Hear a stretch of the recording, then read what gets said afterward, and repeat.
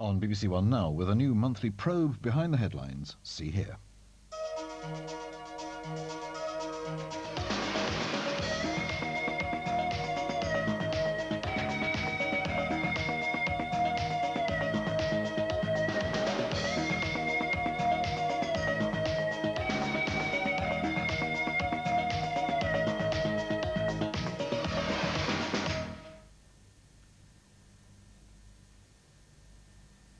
Hello and welcome to See Here. As you can see from our surroundings, it's not our usual weekly magazine edition of the programme. I'm here in the BBC News Studio where we present the interpreted breakfast news every weekday. This will be the regular venue for Behind the News, a new monthly programme which will go behind the news headlines to take a closer look at the issues which affect us all, internationally, nationally and personally. In today's programme, we have 3 items for you. Coming up, we take a look at a legal case which could affect the way we discipline our children. Next, we explore the exciting new prospects of access to television programmes through the new broadcasting bill. But before that, here's our reporter who will be working with me on a regular basis to shed a little more light on some of the major issues happening around the world, Clark Denmark. Our first story takes place in a country whose people seem to have been the victims of oppression and war since most of us can remember: Iraq. As you can see from the map, Iraq is slap bang in the middle of the Arab countries that make up the region known as the Middle East. The Middle East produces something that the whole world wants: oil. In the last few weeks, the United States has stepped up its war of nerves against the President of Iraq, Saddam Hussein, by sending in an extra 5,000 troops and an extensive range of firepower to the Persian Gulf. President Clinton said that he'd placed a straitjacket around Saddam by sending the aircraft carrier Enterprise to the Gulf and a squadron of stealth bombers to bolster the already powerful American strike force in the region. Over the last few months, events in the Middle East have taken a dangerous turn for the worse.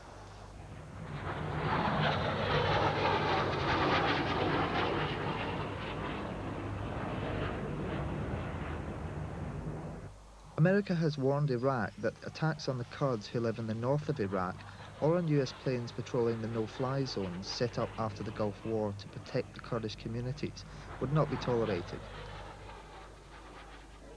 Saddam simply ignored the warning. America's response when it came was swift and deadly.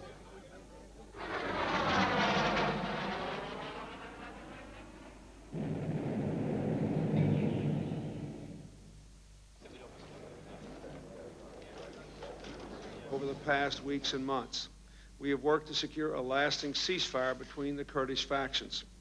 The Iraqi attack adds fuel to the factional fire and threatens to spark instability throughout the region.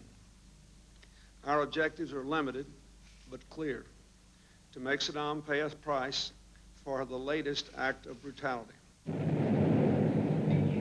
It's clear throughout the Gulf region that there has been widespread alarm amongst the Arab nations, even those normally sympathetic to the United States.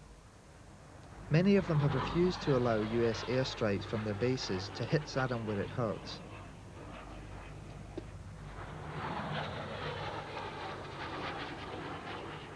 But US support internationally is split. It's mainly Britain and Germany who have given their support for the action.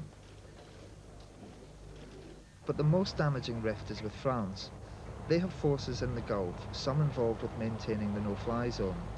They're angry about the lack of consultation and feel that America's approach has actually strengthened rather than weakened Saddam Hussein's position.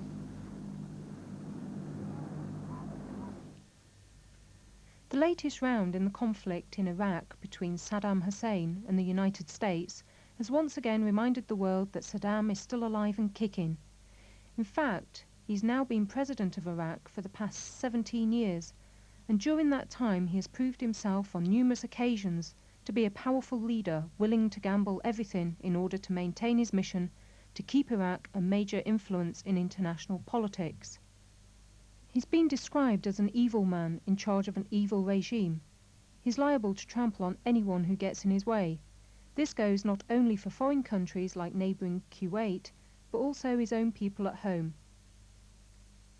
But to millions of Arabs, he's a hero standing up against the might of America.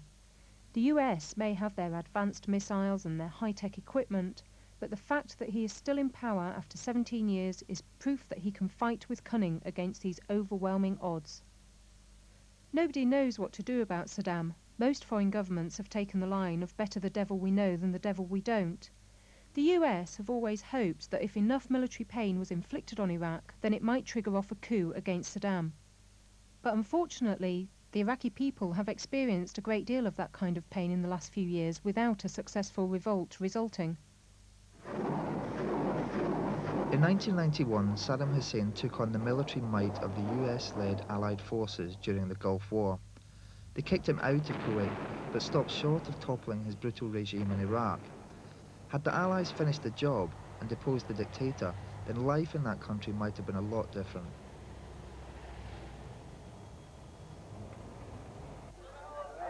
It was in the aftermath of the Gulf War that the world finally woke up to the plight of the ordinary Iraqi people who wanted nothing more than a peaceful and secure way of life.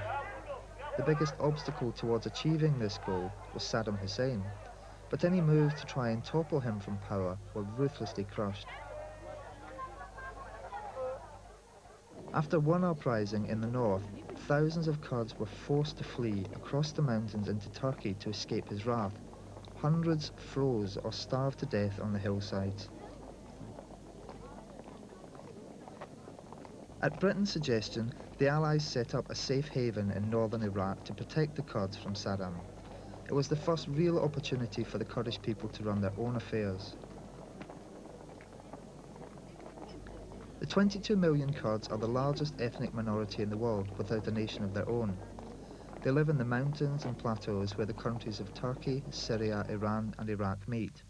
All four countries are determined to prevent the Kurds from uniting and forming an independent Kurdish state.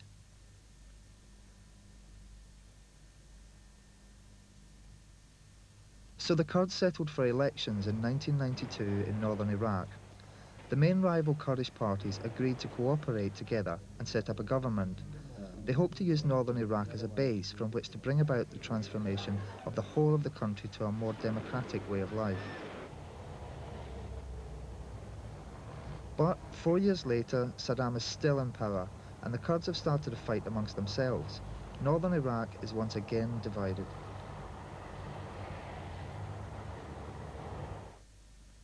So why should we care about what happens in Iraq?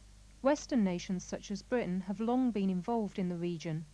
In and around the Gulf lies much of the world's known oil reserves, and the industrial world is dependent on that oil. It's crucial to the economies of the Western nations that the oil flow from the Middle East remains uninterrupted. So who's in charge and who's in control of the oil flow is vital to the interests of the United States and the industrial countries. It's important to them to have someone who is sympathetic to those interests. Saddam's regime has been a thorn in their side and has been a constant threat to the stability of the region. The failure by the West to overthrow Saddam's regime when they had the chance after the Gulf War, and their unwillingness to do anything more than just contain the problem since, has meant that they've been involved in a cat-and-mouse game with the dictator and his troops. Whenever Saddam sends out his tanks, American planes and missiles are bound to respond in order to guard their own interests.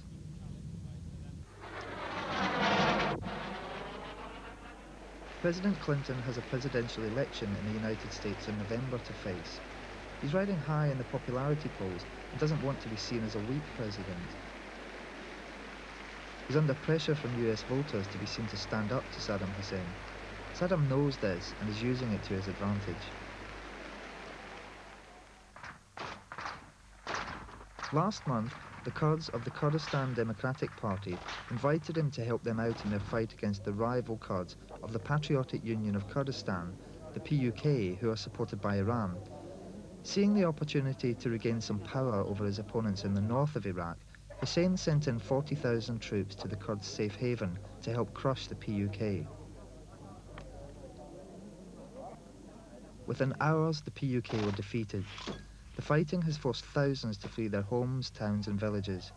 Once again, the inhabitants of this so-called safe haven are having to deal with misery, a lack of food, clean water and medicines.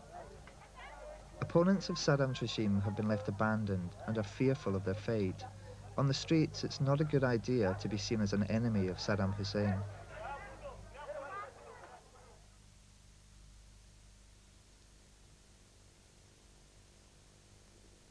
So, to sum up, it looks like everyone is claiming victory in the Iraqi crisis. Saddam Hussein has reasserted his authority over northern Iraq and has wiped out hundreds of his political opponents. The chances of an internal coup to depose Saddam look further away than ever before. However, President Clinton claims that Saddam Hussein is boxed in, leaving him weaker than ever before. But not everyone agrees with that view. The director of the CIA, John M. Deutsch, stated last week about Saddam's prospects of survival, "We do think that he's going to survive, because he controls one of the most ruthless and efficient regimes that I know." But the real problem in Iraq is much more the suffering of its people rather than the survival of its leader. There are many hundreds of thousands of people who are just intent on surviving. They're tired of war, of food sanctions, of living their lives under the constant threat from bombing, of being refugees in their own country. This is a story from a part of the world that will be constantly in the news. We'll be keeping a close eye on the situation in the Middle East and we'll be bringing you up to date with any major developments over the coming months. Carolyn. From the international stage, we now turn to home issues, and one which is of particular interest to all deaf people. It's not often that something as important as this, which affects a comparatively small group of people, does come before Parliament, and not often that a deaf issue defeats the government and forces it to change its mind. But that is exactly what did happen over the summer. The Broadcasting Bill, which will apply to the new digital system which will soon be starting in Britain, for the first time suggested some quotas for disability access. The demand was for 95% subtitled programmes, 20% audio description for blind people, and 10% in BSL for us. With me now is Lord Jack Ashley, the person who introduced these proposals into Parliament. Hello. Hello. Welcome to Behind the News. I'm aware that legislation normally begins in the House of Commons, but this originated in the House of Lords. Why is that? Also, after lengthy discussions, you withdrew your amendments. Why? Well, most people think that all bills originate in House of Commons, but it doesn't. Some bills come from the House of Lords, and in this case, the Broadcasting Bill was one of those which did originate in the House of Lords. I put forward an amendment because it was important to state it within the bill and try to get it through in the Lords. But I withdrew it because the business managers, the whips, decide which they will vote on and which they won't. And they decided not to vote on this particular amendment because they didn't think we would win. But it had enabled me to make the case for more subtitling and more signing. And I discussed with members of Parliament in the Commons my amendment when the bill went there. And many of them agreed to support it. And they did support it in committee. And they won a majority in the committee, which meant that we were in a very strong position to compel the government to give something. Eventually, the government, instead of saying you get nothing, they said you can have 50% subtitling and 5% signing. And this really was a great advance, limited, inadequate, but an advance, and something we intend to build on. I understand that initially the government opposed the amendments as they had some concerns, but they wouldn't have had to pay, would they? No, the government are not paying for it, but what they say is that it will deter new broadcasters from coming in to digital programmes if subtitling and signing is made compulsory. It's absolute nonsense, and they're exaggerating the cost of subtitling and signing. But the point is this: if these companies can't afford signing and subtitling, they shouldn't be in the business, and this is the case I presented in the House of Lords. The demand was for 95% subtitles and 10% signing. Do you think this was the right amount, or were you asking for too much? Well, I think I was asking for exactly the correct thing. By asking for 95% and not 100%, we were considering practical difficulties like musical programmes. But I worked on the principle that if you don't ask for something that you really need, the government will try to knock you down anyhow, which they always do. And in the case of the Lord debate, they tried to knock it down to zero. But in addition to that, I genuinely believe that deaf and hard of hearing people are entitled to subtitling and to signing all the time where possible and where practicable. And I think that the case now has been put in Parliament. It's a case we will win eventually, but not without a very big and a very long battle. But at least we've made a start. Thank you. Now I want to ask another key person who was involved in the campaign. From the Deaf Broadcasting Council, Penny Bezkissa. Hello. Hello. Penny, you're a signer yourself, so I'd like to focus on the signing part of the bill. Are you satisfied with what's been achieved so far? Satisfied? No. I'm only satisfied with the fact that the government has recognised sign language at last. The broadcasting bill accepts sign language. It's only the beginning. But satisfied with the percent? That's a different issue. I'd like to ask you, what would you like to see in the future? More general programmes with interpreters added, or more subtitles, or specially made programmes like See Here? We must realise with the issue of sign language, we must be aware that if we want sign language firmly established on television in the future, we must be involved in training for a quality service. I want to see in the future choices for deaf people and their families, for them to be able to see sign language used in different ways. Not only deaf programmes looking at deaf issues, but also through the use of interpreters for programmes that provide information. Deaf people have the right to have access to these issues as well.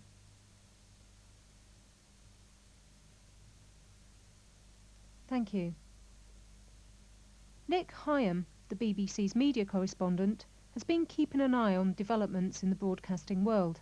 He's with us today in the newsroom. Hello. Nick, rumours abound that the broadcasters did lobby against any quotas, particularly 95% subtitling and 10% signing, and that they're still opposed to the provisions. Is there any truth in this?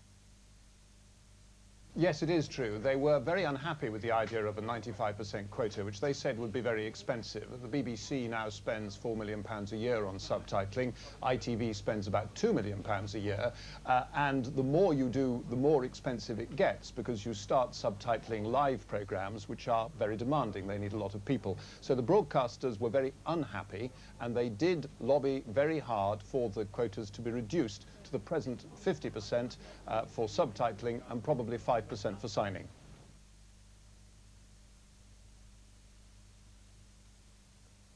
How do the broadcasters justify the 50% subtitling provision? Are deaf people only half citizens? Should they pay half the licence fee? I think the broadcasters would argue that they are subtitling as much as is practical at the moment and as much as they can afford.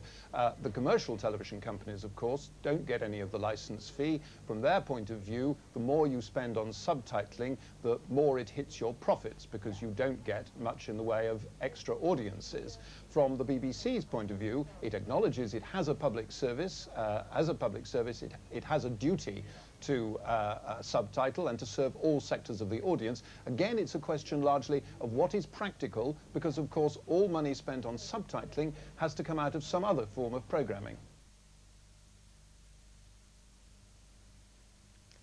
Will they introduce the subtitling and interpreting provisions slowly, or wait until the 10 years are almost up? Well, subtitling is happening now. All the broadcasters are on course to subtitle 50% of programmes by 1998. The Act hasn't changed that, and ITV, BBC, Channel 4 all believe that they'll do that. The big question, I think, is over signing. And here, the likelihood is that there will be some delay. It will probably be 3 or 5 years after digital channels begin broadcasting before there is any obligation to sign any of the programmes, let alone the full 5%. There are 2 reasons for that, I think. One is a question of cost. It would cost money, and the government is very anxious not to deter any possible operators of digital channels from coming forward by loading additional costs onto them. The other reason, I think, is that it's hoped that it might be possible to develop a system of what's called closed or hidden signing, rather like subtitles, something that is broadcast without having to involve the general audience. Ordinary viewers would not have to be aware of the signing as they are at the moment. And if technological developments enable such a system to be developed, then the broadcasters would rather use that, because they're afraid that ordinary hearing viewers don't like signing and they find it intrusive. Just one final question. Does the bill apply to all digital providers, or just the terrestrial people like BBC and ITV? Can we expect Sky and cable to provide a similar service? It applies to all broadcasters who want to use what are called the digital terrestrial television channels. That is broadcast from old-fashioned ground-based transmitters. That will be the BBC, ITV, Channel 4 and the new Channel 5, and possibly some additional channels. It doesn't apply to digital services which are broadcast by cable and satellite. And the risk is that this whole debate will turn out to be academic, because no broadcaster will be seriously interested in digital terrestrial television. It only offers a very limited number of channels. All the developments will take place on digital satellite channels, which there can be 200, 300, 400, 500 digital satellite channels. That's where all the broadcasters will want to be, and those channels are not governed by the Broadcasting Act, and there is no obligation on them to carry subtitles or to sign programs. Sky B, the main satellite broadcaster, does subtitle programs at present, and indeed in a couple of weeks' time it's having what it calls a Deaf Awareness Week to make the deaf community more aware of that. But they do that because they think it's a good idea, a public service, not because any legislation forces them to. Thank you. And now finally to an issue very close to the hearts of those of us who are parents, how we bring up our children. It's impossible to turn on the television or open a newspaper at the moment without seeing stories about uncontrollable children being excluded from school, or children taking their parents to court. The most recent case involves a 12-year-old boy who has just won the right to go to the European Court of Human Rights in Strasbourg because his stepfather beat him with a garden cane when he was 9 years old. A British jury found the stepfather not guilty of assault. The child claims that the British government should protect him. His lawyers say corporal punishment is inhuman and degrading. If the child wins his action in Strasbourg, then it could mean that all forms of corporal punishment are outlawed in this country, including smacking. So why do parents smack their children? Joining me in the studio to discuss the issue is Agnes Diab, who is herself a deaf mother of a hearing child but has worked with deaf children of hearing parents. Hello. Hello. I'd like to ask you, Agnes, why do parents in Britain smack their children? Obviously, parents probably think it's an easy way out, that they can't be bothered to talk to their children. Maybe it's something that's been passed down from their parents, that they were smacked themselves as children, and it's something that has been handed down through the generations. So do deaf parents and hearing parents with deaf children bring them up the same? And what about vice versa? Are they treated the same where smacking is concerned? From my own experience, I have deaf parents. I'm trying to think back to whether I was smacked as a child. I don't think I was, but maybe I've just forgotten it. I don't know. Maybe because we had clear communication, perhaps I didn't need smacking. They could explain things to me I would understand, and that would be the end of it. I am a deaf mother myself of a hearing child, and I find that I don't smack. I just shout because he can hear. But I see in my work with deaf children of hearing parents that smacking is more prevalent. That could be because communication is difficult. Many are just starting to learn to sign. Parents may try explaining something, but become frustrated and shake the child or smack. I think all relationships need clear communication. If you know how to communicate with your child, maybe you don't need to smack them. You were talking about losing your temper and lashing out. If a child's been smacked when it's done something wrong, or an adult's become angry, will that child then use violence when it sees someone else do something wrong? Possibly, because if you look at other areas, for example battered wives or battered children, you always have a family history where it has been passed down to the next generation. You need one generation to break with tradition to stop it. I think you can relate the same theory to the issue of smacking. If I'm smacked by my parents, I think it's okay, because that's what they've taught me as role models. So I won't think twice about smacking my children, as I won't know another way of resolving the problem. If the European Court decide to move to ban smacking, how do you think that will affect the deaf community? Well, I know that in Sweden in 1979 they banned smacking, which is good, but how they encourage parents not to smack, I don't know. I'm not sure of the methods, but it may be useful to know, to use as a model of good practice for parents here in Britain. But another thing to think about is that for those of us who are deaf parents of hearing children, communication may be clear. But with hearing parents of deaf children, if communication is not clear, they won't know how to resolve the situation.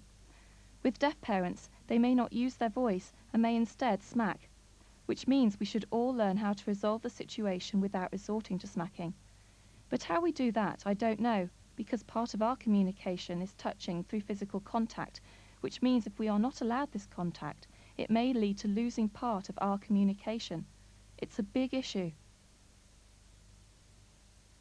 Thank you, Agnes. Well, that's the end of today's programme. Our thanks go to everyone who took part. We'll be back in a month's time with a look at the issues which have been making the headlines. Until then, goodbye.